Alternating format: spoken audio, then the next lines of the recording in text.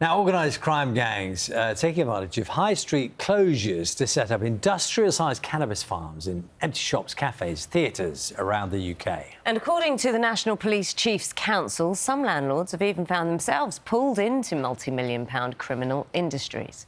Our Wales correspondent Hal Griffith has been investigating.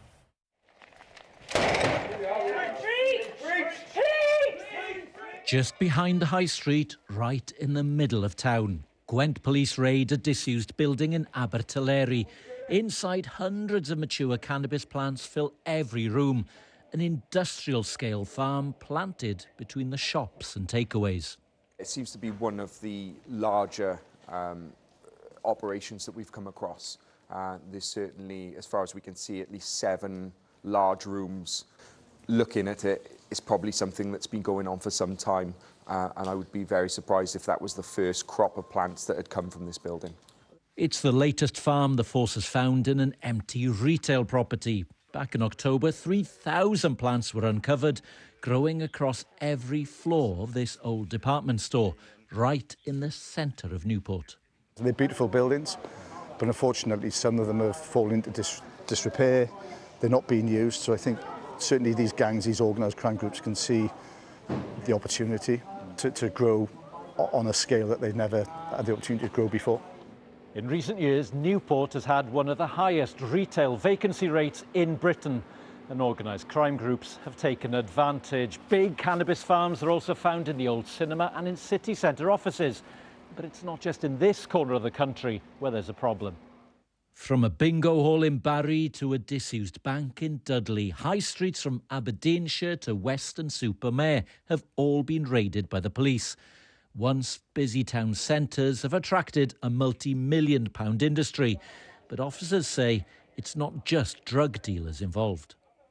It isn't just those that grow the cannabis that we are prosecuting, but we've also prosecuted landlords of these places who at best may be turning a blind eye to what's happening as opposed to taking an active interest in what's happening in their properties.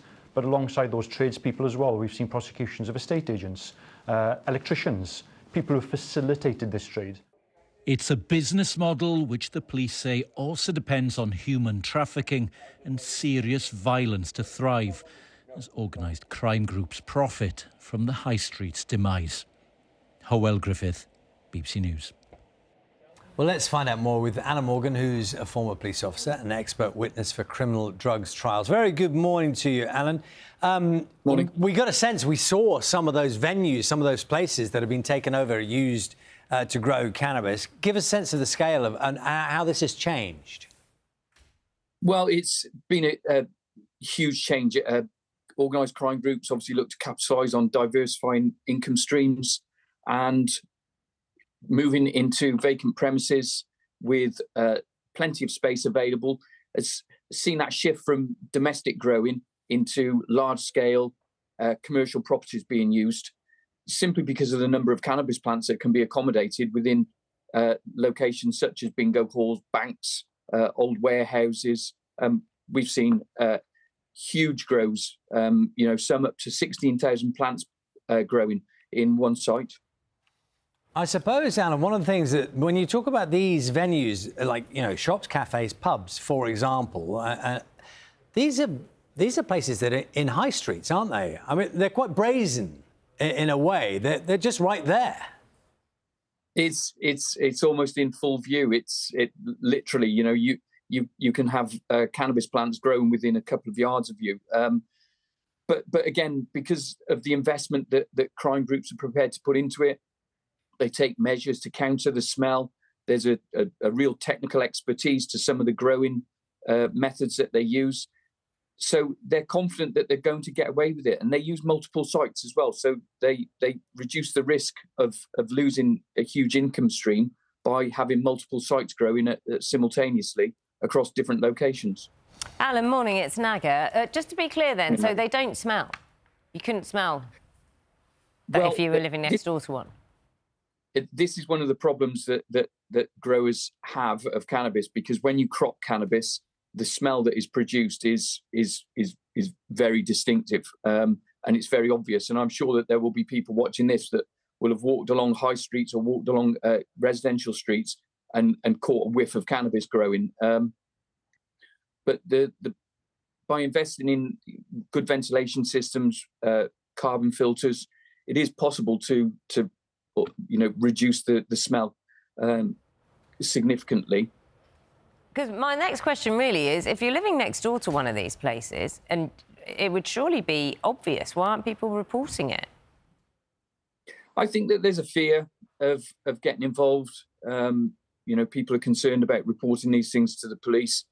But the signs are all there if you know what you're looking for. I mean, one of the most distinctive things is the sound of the fans that are used, because the extraction fans, they give off a very distinctive noise.